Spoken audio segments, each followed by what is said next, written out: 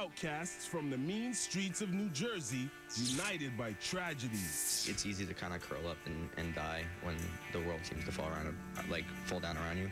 They are real-life superheroes who found hope in the ashes of catastrophe, creating passionate anthems for a lost generation. We grew up being isolated, so it only makes sense to make music for people that are also isolated. They're an inspiration for the broken, the bruised, and the forgotten. We started a band to help people and to reach a lot of people. These flamboyant musicians have overcome crushing addictions, fallen to the brink of suicide, sacrificing everything for a solitary vision. I might not be alive today, and I made the decision with the help of the band to take a different path. So the question is, how did these sonic saviors create an army of followers eager to fight the good fight? It's just us, you know, it's opening up your chest and showing what you have inside. Is it worth it? Yeah, absolutely. My Chemical Romance was born to be.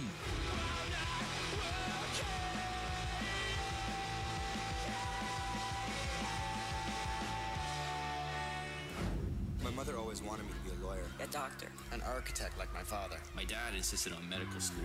I was always expected to be a part of the family business. A bank manager. But I was born to be. On September 11, 2001, the world changed forever.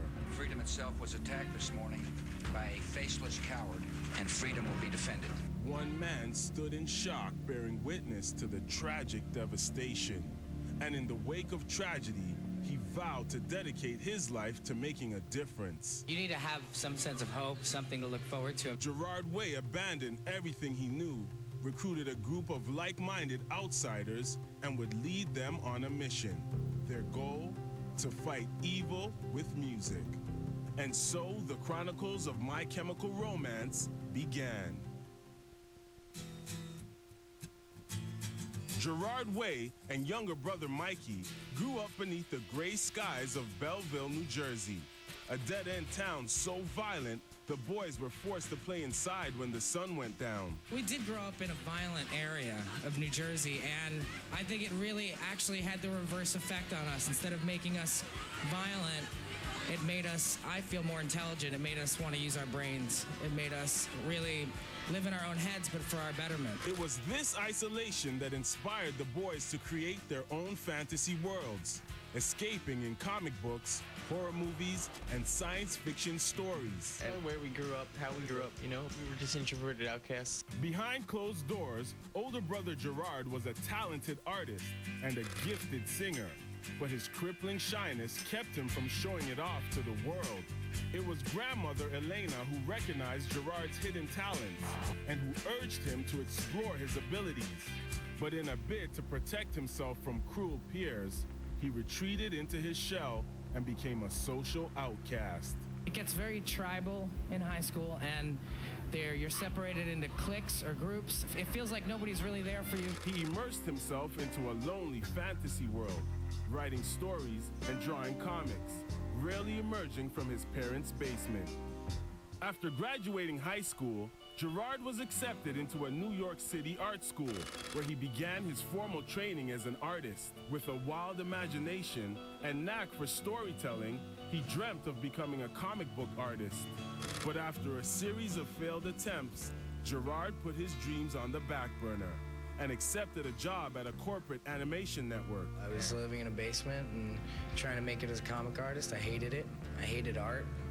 I wanted to make a difference. Gerard became more and more depressed and pissed off at life. But one fateful morning, on his trek to work, Gerard's outlook was profoundly changed. The introverted young man stood in shock as he witnessed the collapse of New York's Twin Towers. And in a moment of sublime clarity, he unearthed his true calling. It affected me pretty dramatically. I was very traumatized, and I was just like, art, you know? I just so wasn't into it. It wasn't doing anything for me. It wasn't doing anything for people to help them. And I said, let me just go, I guess, make music. Gerard immediately began assembling a motley group of outcasts. I tried to find people who were crazy enough to kind of follow me on that. And convinced them that they could change the world with rock and roll. His life or death resolve had the fledgling band eager to start their journey. It became about living your life, you know, the way you wanted to. It became about destiny, fulfilling that destiny, not letting what people thought about you affect how you lived. Gerard and drummer Matt Pelissier penned the band's first song, Skylines and Turnstiles, in response to the terrorist attacks.